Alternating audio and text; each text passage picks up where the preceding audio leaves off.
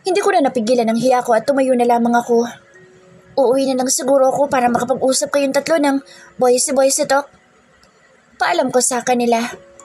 Anong boys talk? Tatatawang tanong ni Ethan sa akin. You mean, boys talk? Oh, yun nga. Pinahaba ko lang. Biro ko.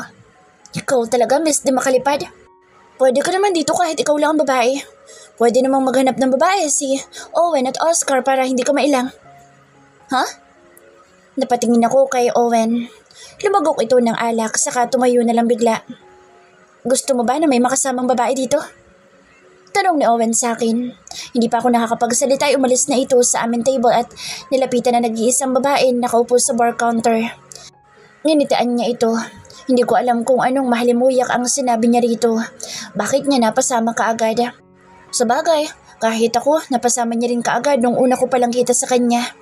Sino ba naman ang hindi sasama kay Owen? Dinala niya sa aming table ang babae niya. Bakit kailangang harap-harapang ipakita sa akin na may babae siya? Wala siyang pakialam kung ano yung mararamdaman ko. Hi, I'm Luisa. Pakilala ng babae sa amin. Maganda siya, sexy, matangkad. May laban pa rin naman siguro ako sa kanya pagdating sa ganda. Napatingin ako sa bewang nito nang hapitin iyon ni Owen. Talagang wala siyang pakialam sa nararamdaman ko. Sinalinan ko ng alak ang aking baso at kaagad na nilagok ito. Lahat sila'y napatingin sa akin. Umupo ka.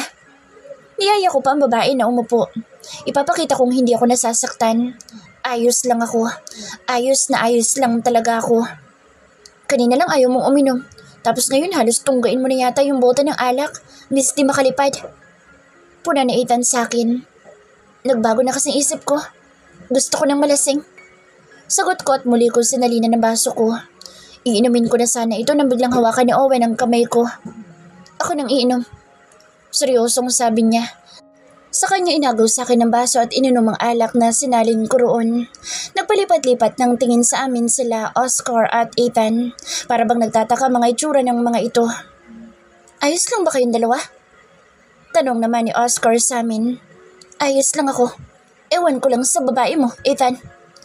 Mas diniin na ni Owen ang salitang babae. Hindi ko lang basta-bastang babae ang kaibigan mo, Owen. Soon, liligawan ko yan. Kung papayag siya, ligawan ko siya. Kindat ni Ethan sa akin. Total, may babae naman sa Owen. Bakit hindi ko nalang sakyan ang sinabi ni Ethan? Oo naman. Pwede mo ako ligawan. Dala na rin siguro ng kalasingan ko ay nasabi ko iyon. Medyo umiikot na rin ang aking paningin. Tumayo ako. Hindi ko na kaya pa kasi na magtagal sa table kasama ang babae ni Owen. Nasasaktan lang ako kaya sinubukan ko na magpaalam sa kanila. Uuwi na ako. Paalam ko. Mas lalo pang umikot ang paningin ko nang tumayo ako. Ihatid na kita, Miss Di Makalipad. Tumayo din si Ethan. Hindi na. Dito ka na lang muna. Samahan mo sila. Kaya ko namang umuwi. Kayang-kaya ko pa. Natatawang sabi ko. Of course you can't, Miss Di Makalipad. Halata naman nalasing ka na. Pababayaan ba naman kita? Ako ang kasama mo kanina kaya ihatid kita sa ayaw at sa gusto mo. Mariina, sabi ni Ethan. Ikaw bahala. Sagot ko. Naisip kong umuwi na lang sa bahay namin. Hindi sa bahay ni Owen. Malalaman ni Ethan na magkasama kami ni Owen sa isang bubong. Ako na maghahatid sa kanya. Natigilan ako nang tumayo na rin si Owen. Teka, tama bang narinig ko? Sinabi ba niyang siya ang maghahatid sa akin? Ako na, dude. Samahin mo na lang si Luisa. Kakikilala mo pa lang sa kanya, iwanan mo na agad. Pabirong sabi ni Ethan. Biglang kumunot ang noo ni Owen. Ako na maghahatid sa kaibigan ko. Muli ay sabi ni Owen. Kaibigan? Kaibigan naman talagang pakilala naming dalawa sa kanila. Hindi na. Sa Ethan nila maghahatid sa akin. Sayang naman kung iiwanan mo si Luisa. Sarkastiko na sabi ko. Kinagulat ko na lang nang biglang hapitin ni Owen ang bawang ko. Nanlaki ang mga mata ko. Huwag ka nang makulit. Ako maghahatid sa iyo kaya halika na. Mas lalong dumiin ang pagkakahapit niya sa bewang ko. Sa Ethan, hindi na nakapagsalita dahil hinila na ako ni Owen palayo sa aming table. Natawa ako habang hinihila niya akong palabas ng bar. Bakit kayo magkasama ni Ethan? Madiing tanong niya sa akin nang makalabas na kami. Natural, boss ko siya. Sagot ko. So, he's your boss? Inakit mo rin ba siya? Katulad ng pang-aakit mo sa akin nung una tayo magkakilala?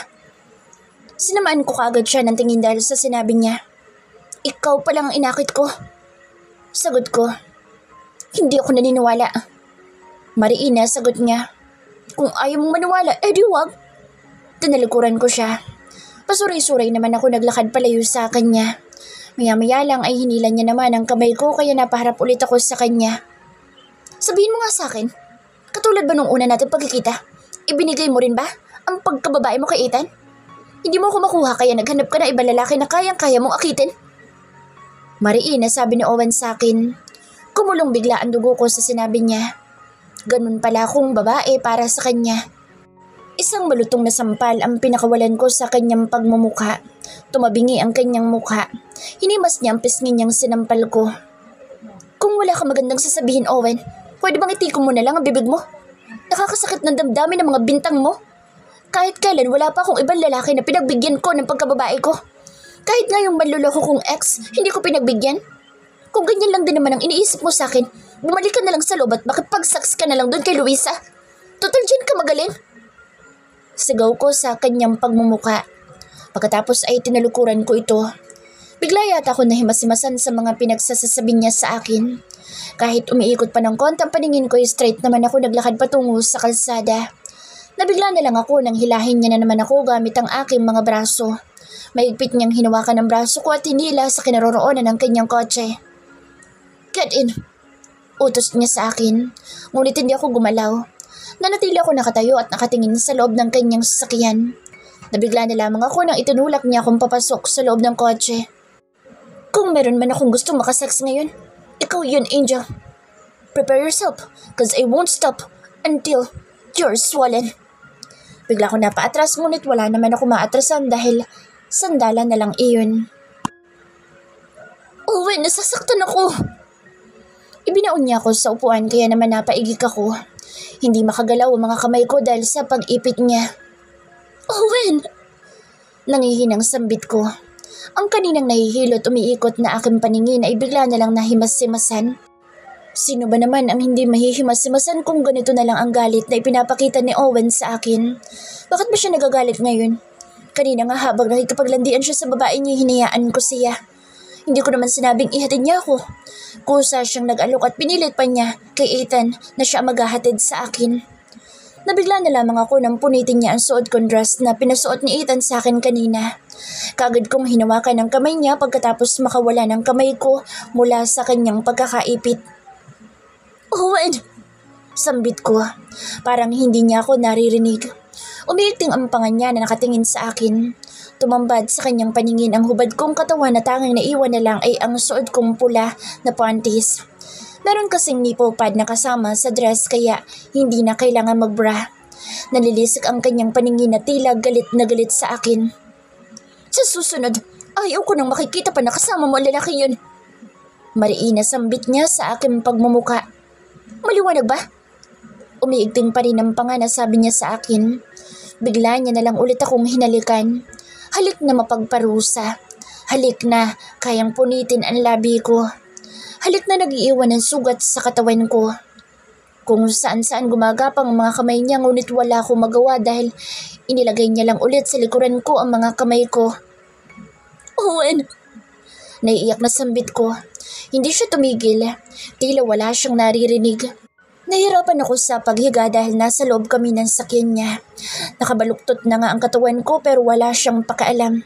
I just want to let you know, Eloise, that you are mine. Walang ibang lalaki ang dapat sa buhay mo kundi ako lang. Kung walang ibang lalaki sa buhay ko, hindi ba dapat wala ring ibang babae sa buhay mo? Sino ka para pagsabihan ako sa dapat kong gawin? You are just my wife. Isang babaeng pumikot sa akin. Hindi na ako nakapagsalita at hinayaan na lang siya sa gusto niyang gawin. Hinalikan niya ang buo kong katawan nang walang pag-iingat. Kung naging papel lang siguro ako, baka kanina pa ako napunit. Gawin mo lahat ng gusto mong gawin sa akin, Owen. Ibibigay ko sa yung gusto mo. Naluluhang sabi ko. Nagpaubaya ako. Napapikit na lang ako nang simulan niyang paghiwalayin ang aking mga hita. Napalunok ako nang maimulat kong aking mga mata. Nasalayan ko siyang nakatitig sa akin. Medyo nagbago ang kanyang aura. Nawala ang galit sa kanyang mukha na tila ba natauhan sa ginagawa niya. I'm sorry, Angel. Napailing-iling siya, saka umatras palayo sa akin. Saka ko naigalaw ang mga kamay ko. Hinila ko siyang pabalik sa akin. Ituloy mo. Huling beses mo na ito, kaya ituloy mo. Mariin na utos ko sa kanya. Tila nag-iisip siya dahil sa sinabi ko. Oo, pagkatapos dito aalis na ako. Na-realize kong hindi niya talaga ako matututunang mahalin sa ginagawa niyang ito sa akin. Pakiramdam ko nasaktan siya at napakan lang ang ego niya kaya siya galit na galit sa akin nang makitang may kasama akong iba. Gawin mong gusto mong gawin, Owen. Nagpapaubaya ako. Muli ay sabi ko sa kanya. Wala ng luha na lumabas sa aking mga mata. Siguro naubos na o di kay napagod na ang mga mata ko. Unti-unting isinubsob ni Owen ang kanyang muka sa aking katawan. Hinalikan niya ito kaya napapikit ako. Pinagmasdan ko ang mukha ni Owen habang mahimbing ito na natutulog. Naumagahan kami rito sa loob ng kotse niya. Dahan-dahan akong gumalaw baka magising ko siya. Nagbihis ako pero hindi ako nagsuot ng panty. Iiwanan ko na lang ito kay Owen bilang remembrance niya kahit papaano. Nakalabas ako ng kotse niya nang hindi niya namamalayan.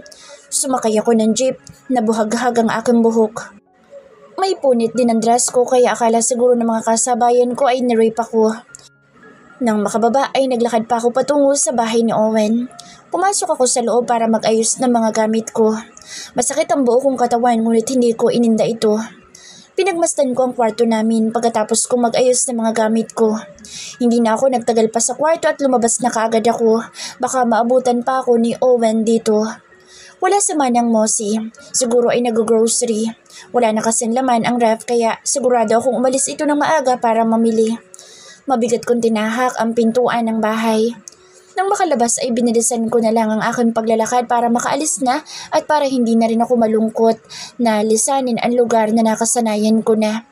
Sumakay ulit ako ng jeep. Umuwi ako sa bahay. Nadatnan ko sa sala si Kuya Alex. Nabigla pa ito nang makita ko. Bumaba ang paningin niya sa aking maleta na hawak ko. Anong ginagawa mo rito? Kuya! Tumakbo ako palapit sa kanya at yumakap. Dito na lang ako, kuya, please. Ayoko nang bumalik sa bahay ni Owen. Nasasaktan lang ako. Please, kuya. Naigpit ko itong niyakap. Hindi ito sumagot pero sana'y pagbigyan na niya ako sa pagkakataong ito. Sigurado ka bang ayaw mo na doon sa bahay ni Owen? Bakit mo naisipang umuwi? Anong problema niyo ni Owen? Hindi niya ako mahal. Habang tumatagal ako sa bahay niya, mas lalo lang ako nasasaktan. Please, kuya. Bilang kapatid mo, nakikiusap ako. Dito na lang ako. Huwag niyo na akong pagpilitan na bumalik pa sa bahay ni Owen. Narinig ko ang kanyang paghinga ng malalim. Kung talagang ayaw mo na, hindi kita pipilitin. Sagot nito na nagpalaki sa aking mga mata. Talaga? Oo naman. Dito ko na ulit tumira. Kapatid ka namin. Hindi ka dapat namin pinipilit na magpakasal sa lalaking iyon. Salamat, kuya. Niyakap ko ulit ito ng mahigpit. But, in one condition. Humuwalay ako sa pagkakayakap sa kanya dahil sa isang kondisyon na hinihingi nito. Anong kondisyon? Pakasalan mo sa Dennis. Ano? Akala ko ba nagbago? Yun ang kapalit, bunso. Kapag pinakasalan mo sa Dennis, malaya ka na sa lahat ng gusto mong gawin. Hindi ka na namin guguluhin pa. Ikaw na masusunod sa buhay mo. Parang wala rin pinagkaiba, kuya. Nagising sa Owen na may kakaibang naaamoy at nangangati rin ang ilong niya. Sa kanya na-realize, may nakapatong sa ilong niya na pulang kapirasong tela. Hinawakan niya iyon at kinuha mula sa kanyang mukha. Shit, tama bantak pa ng panty ang aking mukha. Kahit kailan talaga, Angel, wala kang nagawang hindi kalokohan. Reklamo niya. Sunulyapan niya ang katabi niya ngunit wala si Angel roon. Kuya! Sunod-sunod na tawag ko nang marinig ang ingay na tahol ng aso namin sa labas. Bakit ba pani ang tahol ni Patoti? Hindi naman yan mag-iingay kung wala siyang nakikita ibang tao. Kuya! Muli ay tawag ko pero walang sumasagot. Nasaan sila, kuya? Bakit parang ako lang yatang tao dito sa bahay? Pumasok ako sa kusina para magluto ng gusto kong kainin ngayon. Natatakam kasi ako sa carbonara. Ngunit wala naman laman ang ref. Kailangan ko muna mag-groceries. Tinatamad pa naman ako lumabas ngayon. Pero wala din naman akong choice kundi ang lumabas. Para lang bumili ng gusto kong kainin. Bakit ba ang dami kong gustong kainin ngayon? Gusto ko ng saging at pipino. Gusto ko rin ng kalamansi. Gusto ko nakakakita ng kulay green na prutas. Ang sarap sa mata ng kulay green at saka violet. Gusto ko rin ng avocado. Lumabas na muna ako ng kusina. Tama-tama naman nakasalubong ko rin si Kuya Alex. Gising ka na pala, bunso. Umalis ba kayo? Hinanap ko kasi kayo kanina pero hindi ko kayo makita at wala rin sumasagot sa mga tawag ko. Nasa labas lang kami. Nilalaro si Padrodi. Kaya ba ang lakas ng tahol niya kanina? Oo, bunso. Kumain ka na ba? Walang laman ng ref. Wala din naman akong perang pambili. Gusto mo mag-grocery? Putol niya sa pagsasalita ko. Sana. Here. Ibinigay ni Kuya ang ilang libo yata na pera. Nang bilangin ko ay nasa 7,000 ito. Bumili ka na lahat ng gusto mong kainin. Bilin niya. Talaga, Kuya? Salamat, Kuya. Niyakap ko kaagad ito, saka bumitaw rin naman para takbuhin ang aking kwarto. Nagbihis kaagad ako para makapag-groceries na. Bibilhin ko lahat ng gusto kong kainin. Pumara kaagad ako ng jeep. Nagpunta ako sa pinakamalapit lamang na grocery store. Binili ko na lahat ng gusto kong bilhin. May kulang pa. Gusto ko pa ng kalamansi, manggang hilaw na sobrang asim at gusto ko rin ng balimbing. Saan ba ako makakakuha ng lahat ng iyon? Idagdag mo na ang avocado na hinahanap-hanap ko kanina pa. Nawala na nga sa isip ko ang saging at pipino. Sumakay na lang ulit ako ng jeep papunta sa palengke. Nabili ko lamang ay kalamansi at manggang hilaw ngunit walang balimbing at wala ding avocado. Yun pa naman ang pinakagusto kong kainin. Natatakam ako ng sobra sa 2 prutas na hindi ko nabili. Pagbaba ko ng jeep sa tapat ng bahay, napansin ko ang kotse ni Dennis. Hindi ako pwede magkamali. Sasakyan iyon ni Dennis. Bakit siya nandito? Hindi ko alam kung tutuloy pa ba ako sa bahay ngayong alam kong nasa loob sa Dennis. Baka ipipilit na naman nila Kuya na ipakasal ako sa kanya. Ang bigat pa naman ang dala ko. Hihintayin ko na lang na umalis ang lalaking iyon. Umupo na lang muna ako sa waiting shed. Buti na lang talaga at may waiting shed dito sa harapan ng bahay namin bago tumawid ng kalsada patungo sa bahay namin. Ilang oras na yata ako naghihintay dito ngunit hindi pa lumalabas ang lalaking iyon. Anong gagawin ko? Paano kung babalik na lang ako sa bahay ni Owen? Asawa ko pa rin naman ang lalaking iyon. Hindi niya man lang ba ako hinanap? Sa huli, napagpasyahan ko sumakay na lamang ng jeep para umuwi sa bahay ni Owen. Mas pipiliin ko na lang na umuwi sa bahay ni Owen kaysa bumalik kay Dennis. Bakit ang dami mong dala, ganda? Napalingon ako sa katabi kong lalaki. Medyo may edad na at nakangiti pa na parabang ang manyak tingnan. Mga pagkain. Simpleng sagot ko. Sumama ka sa akin. Maraming pagkain sa bahay. Simpleng bulong nito sa akin. Nanindig ang aking mga balahibo. Kaagad na kumunot ang noo ko sa sinabi nito. Mas umusog pa itong palapit sa akin. Ano, sasama ka ba? Napatingin ako sa mga kasamahan namin sa loob ng jeep. Uncle, kahit maraming pagkain sa inyo, hindi ako sasama sa inyo.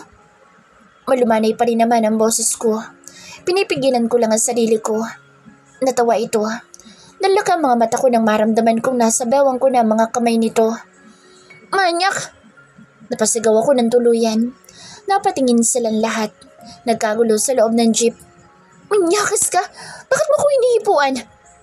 Inis na sigaw ko sa lalaki nang gugulo sa akin. Hindi kita hinipuan, miss. Anong hindi? Ramdam ko yung kamay mo nasa bewang ko. Diyos ko, ereklamo yan. Oo nga, baka marami pang mabiktima lalaking yan. Sunod-sunod na sabi ng mga babaeng kasabay namin sa jeep. Napatayo ang lahat at sumigaw na ihinto ang jeep. Ngunit hinawakan siya na isang lalaki. Saan ka pupunta? Tuluyang huminto ang jeep.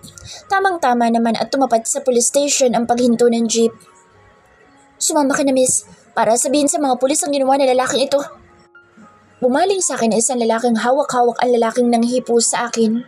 Nahirapan man ay nagawa ko pa rin bumaba. Hindi pwedeng makaligtas ang manyakis na iyon. Dala-dala ko ang aking mga pinamili na bumaba ng jeep. Dinala na lalaki sa police station ang lalaking nanghipo sa akin. Mabuti na lang talaga at may tumulong. Pagpasok namin sa loob ay kaagad na kinausap ng mga pulis sa lalaki at maging ako'y tinanong din. Hinipuan ka ba talaga ng lalaki ito? Opo, sir. Hindi ho, sir. Hindi ko hinihipuan ng babaeng yan. Sinungaling ka. Gusto mo pa nga sumama ko sa'yo? Nagpalipat-lipat ng tingin ng pulis sa amin dalawa. Pagkatapos ng ilang minuto ay sumenyas ito sa isang kasamahang pulis. Kaagad namang nilapitan nito ang lalaki ng hipo sa akin. Teka lang ho, sir. Hindi ho talaga ako nang hipo. Tuluyang pinatayo ng pulis ang isang lalaki. Saan niyo ako dadalhin? Sa lugar ko saan nababagay ang tulad mo. Tuluyan ang hinila na isang pulis ang lalaki. Miss, may kasama ka bang pauwi? Tanong sa akin na nag-interview sa akin na pulis. Umiling-iling lamang ako. Natulala ako sa sandaling pagsunod ko ng tingin sa lalaki ng hipo sa akin, habang hinihila ito palayo sa akin. Kung ganoon, kailangan mo magpasundo. Tatawagan ko kung sino man ang pwede kong tawagan. Bigyan mo na lamang ako ng numero ng pwede kong tawagan. Hindi ko alam ang number ng asawa ko. Kapatid mo? Kaibigan? Umiling ulit ako. Ayoko magpasundo sa mga kapatid ko. Alam ko na kasi ang mangyayari kapag ginawa ko iyon. Si Ethan, siya lang meron ako na pwede magsundo sa akin. Nabuhayin ako nang maalala kung pwede naman sa Ethan. Kaagad kong hinanap ang calling card na ibinigay ni Ethan sa akin. Nakahinga ako ng maluwag na makita kaagad ito. Buti na lang dala-dala ko ito. Ito ho. Kaagad naman itong tinawagan ng binigay kong calling card. Napangiti ako nang marinig kong kausap niya na nagmamay-ari ng calling card. Nagpaalam na muna ako magbanyo dahil hindi ko na kaya pampigilan ang pagputok ng aking pantog. Hindi ko na narinig ang pinag-uusapan nila ni Ethan dahil nagmadali na akong tumayo para hanapin ang restroom. Pagbalik ko, umupo na lamang ako sa mahabang upuan para maghintay. May iba nang kausap ang pulis kaya hindi na muna ako lumapit. Panibagong kaso na naman ang inaasikaso nito. Pagkatapos makausap ang isang ginang ay kaagad ako lumapit dito. Excuse me sir, susunduin ho ba ako ng kaibigan ko? Pakihintay mo na lang at papunta na raw ito. Salamat. Nakahinga na naman ako ng maluwag. Bumalik na lamang ako sa mahabang upuan para maghintay. Dahil sa nangyari parang ayaw ko na munang sumakay ng jeep. Ilang minuto na nakalilipas ngunit wala pa si Ethan. Naghintay pa ako ng ilang minuto pa. Excuse me, I'm looking for Angel Eloise di Makalipad. Isang pamilyar na boses ang narinig ko. Napatingin ako sa kinaroroonan nito at ganoon na lamang ang panlalaki ng aking mga mata nang makita si Owen. Owen? Hindi ko alam pero ang saya ko nang makita siya. Bakit siya nandito? Paano niya na lamang nandito ako? Angel Eloise Villaga lamang alam ko nandito. Narinig kong sagot ng pulis. Napatayo ako. Owen! Sigaw ko.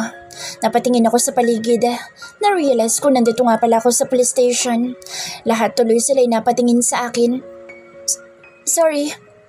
Nakangawing sabi ko sa kanila. Naglakad kaagad ako palapit kay Owen. Nang makalapit ay kaagad kong niyakap ito. Niyakap ko siya ng mahigpit. What happened? Kaagad naman natanong niya sa akin. What are you doing here at the police station? Don't tell me, dito ka na natulog. Isang araw kang nawala. Masungit na sabi niya sa akin. Hindi mo man lang ba ako hinanap? Hindi ko man lang ba nag-alala sa akin? Napatingala ako sa kanya. Nag-iwas siya ng tingin. Huwag mong ibahin ang usapan, Angel. Anong ginagawa mo dito sa police station? Tanong ko muna ang sagutin mo.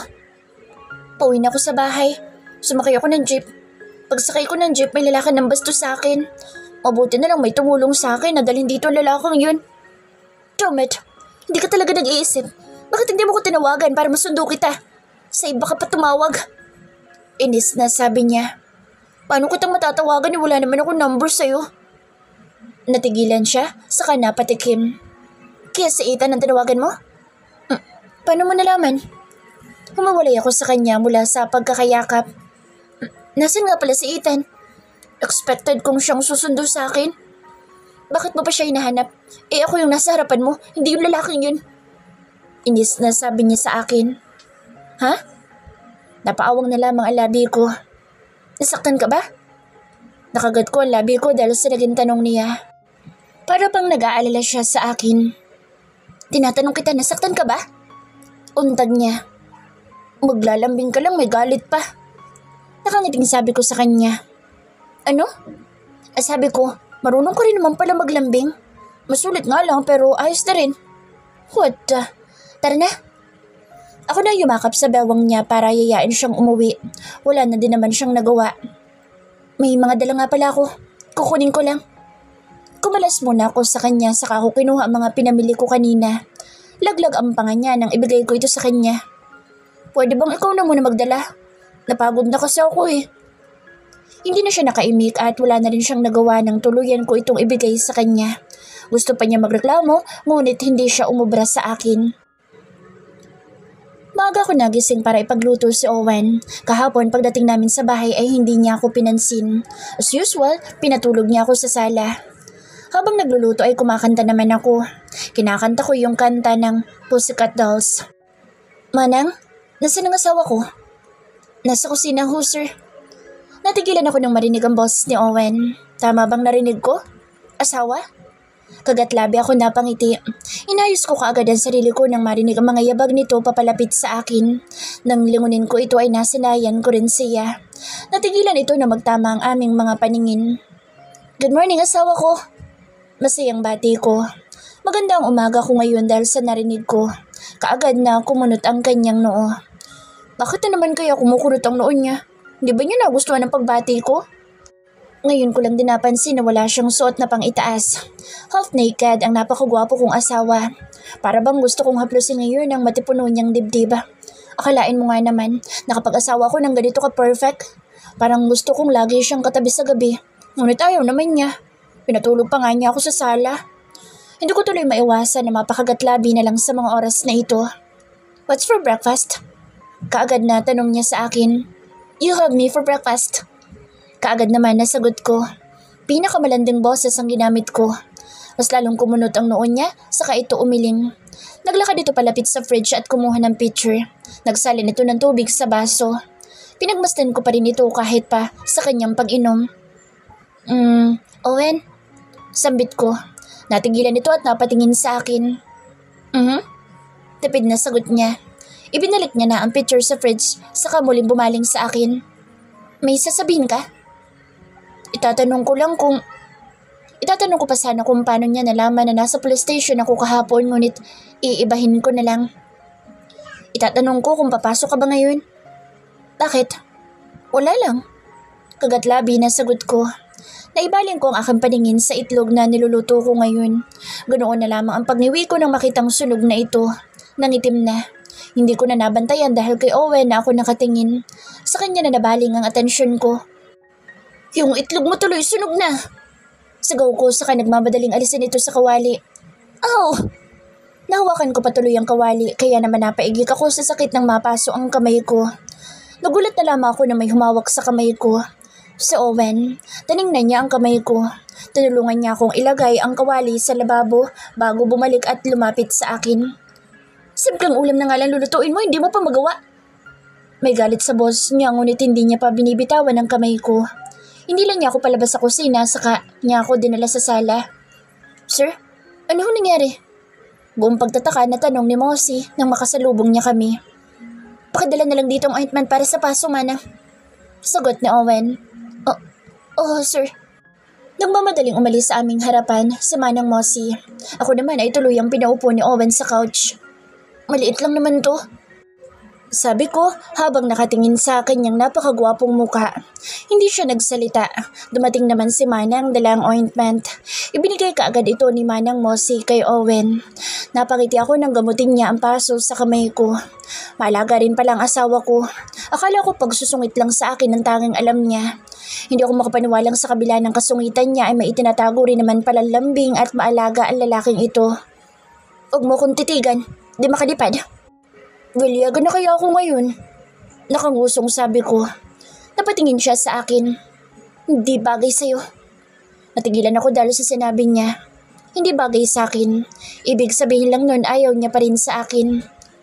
Pumunta ako sa bahay niyo kahapon pero ang sabi ng mga kapatid mo wala ka. Seryosong sabi nito sa akin. Nagliwanag naman ang aking mga mata. Akalain mo pinuntahan niyo pala ako sa bahay. Inanap mo ko? Ang laki na ng mga ngiti ko sa mga oras na ito. Para ibalik sa yung underwear mo. Saan niya? Tama bang takpan mong aking mukha ng underwear mo na bagong hubad? Bumilog ang aking labi. Kung gusto mo pala lumayas, bakit iniwan mo pa yung panty mo? Nakalimutan ko. May nakalimutan bang nakasuot sa aking mukha?